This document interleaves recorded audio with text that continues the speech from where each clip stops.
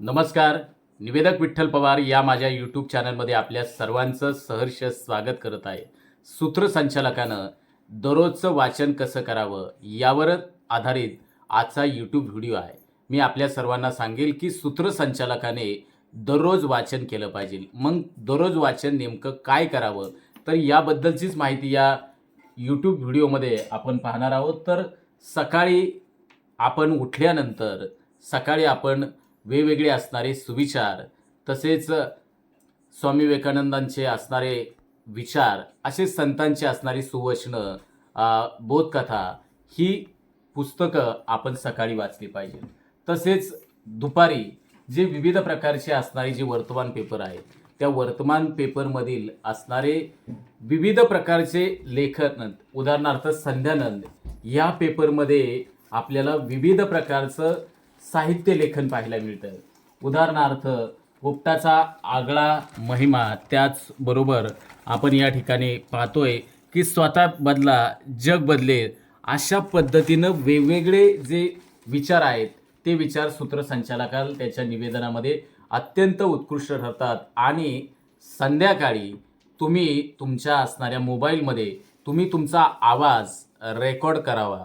उदाहरणार्थ मी या ठिकाणी आपल्याला आवाज रेकॉर्ड करून तो स्वतः ऐकावा. त्यामध्ये असणाऱ्या दुरुस्त्या आपण समजून घेऊन पुन्हा आपला आवाज आपल्या मोबाईलमध्ये रेकॉर्ड करावा. त्यामुळे तुमचं बोलण्याचं स्किलमध्ये सुधारणा होत असते. उदाहरणार्थ मंडळी, सृजनकलेचा वारसा भारत देशाला लाभलेला आहे. याशिवाय महाराष्ट्राच्या मातीला अधिक रुजलेला आहे. महाराष्ट्र ही संतांची, छत्रपती शिवाजी महाराजांची भूमी आहे.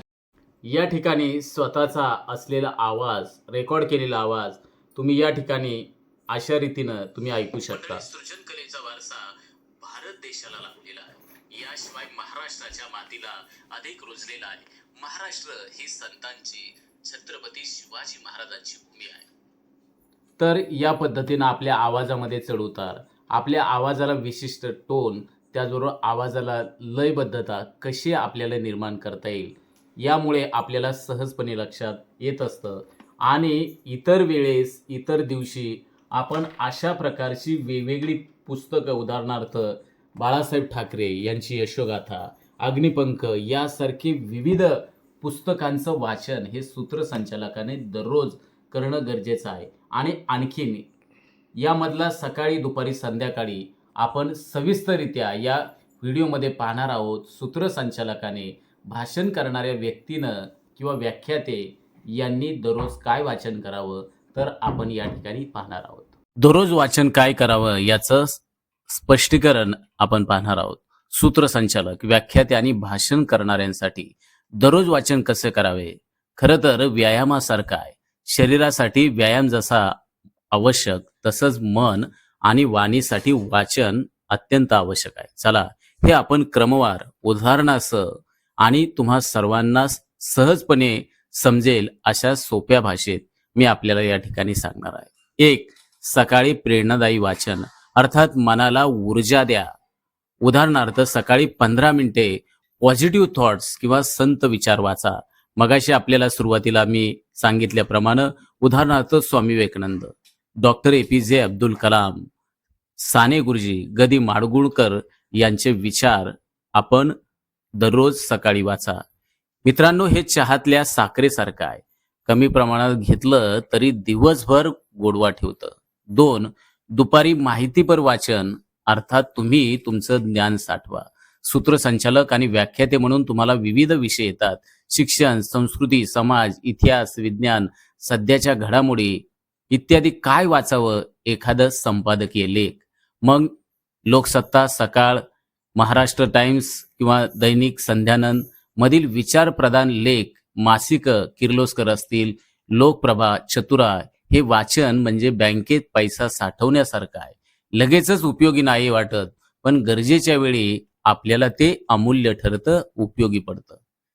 3. संध्याकाळी वाचन, तुम्ही तुमच्या आवाजाचा सराव, उच्चार आणि अभिव्यक्तीसाठी आपण हा वेळ द्या. मग हे कसे करावे? एखादा परिच्छेद मोठ्या आवाजात वाचन करा किंवा एखाद्या पुस्तकाचा परिच्छेद मोठ्यानं वाचा. वेगवेगळ्या भावनांनुसार वाचा. आनंद, राग, शांती, दुःख, मोबाईलवरती तुम्ही तुमचा आवाज रेकॉर्ड करा आणि वारंवार तो आवाज ऐका. किंवा हे म्हणजे आरशात चेहरा पाहण्यासारखं स्वतःचा आवाज कसा आहे, कुठे चुका आहेत, हे यामुळे आपल्याला समजतं. 4. झोपण्यापूर्वी साहित्यिक वाचन अर्थात भाषेची गोडी वाढवा. उदाहरणार्थ कवी कुसुमाग्रज, वपू काळे, पु. ल. देशपांडे, शना नवरे यांच्या कथा, निबंधाचे नवनीचे असणाऱ्या निबंधाचे विविध पुस्तकं तुम्ही वाचा. हे वाचन म्हणजे मनाला चांदणं देणारं असतं. शब्दांची लय, मराठीची माधुर्यता आणि विचारांची खोली हे सर्व यामुळे वाढतात. 5. आठवड्यातून 1 दिवस विश्लेषणात्मक वाचन करा. त्या दिवशी वाचलेल्या गोष्टींचं विश्लेषण करा. या लेखातून मला काय शिकायला मिळालं? मला यातून काय समजलं? अर्थात यातून तात्पर्य, यातून बोध काय लक्षात आला? मी हा विचार माझ्या भाषणात कसा वापरू शकतो? यामध्ये कोणतं उदाहरणार्थ प्रसंग कोणत्या कार्यक्रमामध्ये वापरता येईल? म्हणजे मित्रांनो, हे म्हणजे शेतात नांगर फिरवल्यासारखं. आपण विचारांच्या मातीला सुपीक बनवतो. मग त्यासाठी मी आपल्याला एक छोटीशी सराव योजना या व्हिडिओच्या माध्यमातून देतोय. वेळेला तुम्ही काय वाचायचंय? कालावधी आहे सकाळी 7 ते 7:15 हे मी तयार केलेला क्रम पहा. प्रेरणादायी विचार 15 मिनिटे त्यासाठी वेळ द्या. दुपारी 1 ते दीड वाजेपर्यंत म्हणजे अर्धा तासामध्ये माहितीपर लेख.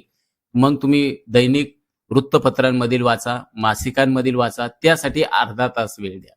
संध्याकाळी 6 ते 6:15 म्हणजे 15 मिनिटामध्ये तुम्ही मोठ्याने आवाज तुमच्या मोबाईलमध्ये तुमचा आवाज रेकॉर्ड करा. वारंवार ऐका. त्यामध्ये दुरुस्ती, अधिक स्किल येण्यासाठी तुम्ही वारंवार सराव करा. रात्री 9 ते 9:20 साहित्यिक कथा, निबंध यासाठी फक्त 20 मिनिटे लागतात. जर मित्रांनो हे सर्व हा जर सराव तुम्ही जर 30 दिवस सातत्यानं करत गेला, तर तुमचं वाचन, तुमचा उच्चार, शब्दसंपत्ती आणि विचारांची ताकद सर्व काही 10 पटीने वाढेल. त्यासाठी सूत्रसंचालकानं या सर्व बाबींचा दररोज या पद्धतीनं सराव करा, वाचन करा. तुम्ही उत्कृष्ट सूत्रसंचालक व्हाल याची 100% गॅरंटी मी देतो. त्यासाठी निवेदक विठ्ठल पवार या YouTube चॅनलवरचे सर्व व्हिडिओ बारकाईने पहा, निरीक्षण करा, लिहून घ्या, सराव करा. तुम्ही उत्कृष्ट सूत्रसंचालक 0 रुपयात व्हाल. धन्यवाद. आमच्या चॅनलवर नवीन असाल तर सबस्क्राईब बटनावर क्लिक करा आणि बेल आयकॉन प्रेस करा.